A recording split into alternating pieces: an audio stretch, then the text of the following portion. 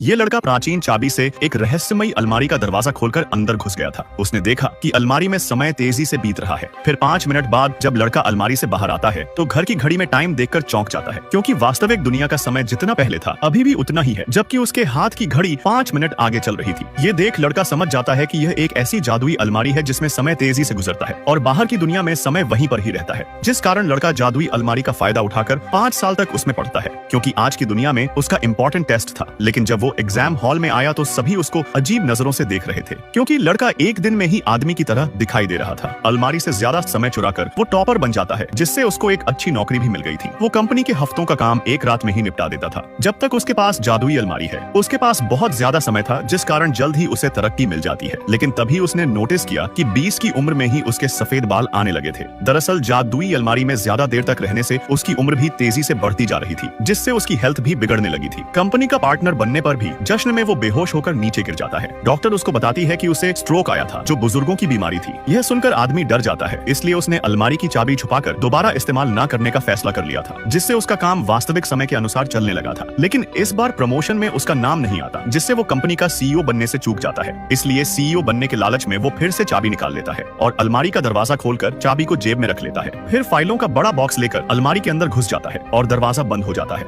अलमारी के अंदर समय बहुत तेजी से बीत रहा था, लेकिन जब वो सारा काम खत्म करके बाहर जाने लगा तो उसने पाया कि जेब में रखी चाबी गायब हो चुकी है। दरअसल उसके जेब में छेद हो रखा था, जिस कारण चाबी अलमारी से बाहर गिर गई थी। बिना चाबी के अलमारी अब खुल भी नहीं सकती थी। उसकी बेटी कमरे के नजदीक आने लगती है। आदमी तुरंत चिल्लाकर बेटी को आवाज लगाता है, लेकिन उसकी आवाज लड़की को बिल्कुल भी सुनाई नहीं दे रही थी। अलमारी में समय तेजी से बीतने पर अब आदमी के बाल पूरी तरह से सफेद हो चुके थे। वो जोर जोर से चिल्लाकर मदद मांग रहा था, लेकिन देखते ही देखते आदमी 90 साल का बूढ़ा हो जाता है। तभी आखिरकार बेटी की नजर चाबी पर पड़ जाती है और चाबी से अलमारी का दरवाजा खोल देती है। लेकिन अलमारी के अंदर अब सिर्फ पिता की राख ही बची थी। तभी लड़की के हाथ से चाबी छूट जाती है और पिता को आवाज लगाते हुए अलमारी के अंदर चली जाती है और दरवाजा बंद होते ही अब उसका भी बुरा समय शुरू हो जाता है। ये ड्रोन इस पूरे घर को स्कैन कर रहा था। तभी डॉक्टर एगमैन को सोनिक का नीला बाल मिल जाता है, जिससे उसको पता चल चुका था कि सोनिक घर में कहीं छुपा हुआ है। मुच्छर टॉम को डराने धमकाने लगा था कि तभी टॉम को बचाने के लिए सोनिक बाहर निकलकर सामने आ जाता है, जिसे देख मुच्छर के होश उड़ गए थे। उसी पल टॉम ने मुच्छर को मुक्का मारकर बेहोश कर दिया था, लेकिन मुच्छर के पालतू ड्रोन ने भी दोनों पर हमला करना शुरू कर दिया था। दोनों बाल बाल बचते हुए घर से भाग जाते हैं और अपनी जादुई पोर्टल रिंग पाने के लिए सैन फ्रांसिस्को पहुंच चुके थे। फिर टॉम पुलिस का कार्ड दिखाकर बिल्डिंग के अंदर घुस आता है, जहां छत पर इन लोगों को जादुई रिंग मिल गई थी। लेकिन जैसे ही सोनिक ने पोर्टल बनाने के लिए रिंग को फेंका, तभी मुच्छर के ड्रोन सामने आ जाते हैं। ड्रोन की संख्या बहुत ज्यादा थी। यह लोग अब चारों तरफ से घिर चुके थे। जब वो हैरान थे, तभी डॉक्टर मुच्छर भी अपना लड़ाकू विमान लेकर उनके सामने आ जाता है। फिर मुच्छर ने सोनिक पर कई मिसाइलें दाग दी थी, लेकिन सोनिक बिजली की रफ्तार से दौड़ सकता था, जिस कारण सारी मिसाइलें उसके सामने रुकी हुई सी